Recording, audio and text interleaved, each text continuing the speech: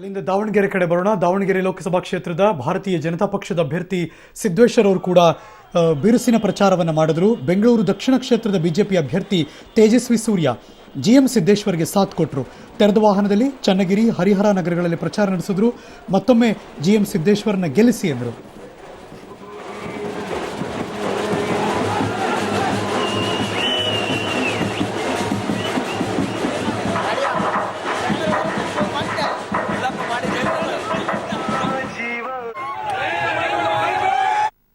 ಅಭಿವೃದ್ಧಿಗೆ ನಾನು ಹಲವಾರು ಕೆಲಸಗಳನ್ನು ಮಾಡಿದ್ದೀನಿ. ಗೋಣಿವಾರ ಕ್ಯಾಂಪ್ ಅನ್ನೋದು ಒಂದು ಸಣ್ಣ ಕ್ಯಾಂಪ್ ಇದು. ಇಲ್ಲಿಯೂ ಕೂಡ 5 ಲಕ್ಷ ರೂಪಾಯಿಗಳನ್ನ ಶಾಲೆಗೆ ಕೊಟ್ಟಿದ್ದೀನಿ. ಇಡೀ ಕ್ಷೇತ್ರದ ಜನತೆನೇ ಮೈಕೊಂಡ ಕ್ಷೇತ್ರದಲ್ಲಿ ಕೂಡ ನಾವು ಈ ಬಾರಿ ಸಿದ್ದಣ್ಣನ ಗೆಲ್ಲಿಸ್ತೀವಿ, ಯಾವುದೇ ಕಾರಣಕ್ಕೂ ಕೂಡ ನಿಮ್ಮನ್ನು ಕೈ ಬಿಡೋದಿಲ್ಲ ಅನ್ನೋ ಒಂದು ಮಾತನ್ನ ಕೇಳ್ತಾ ಇದ್ದೀವಿ.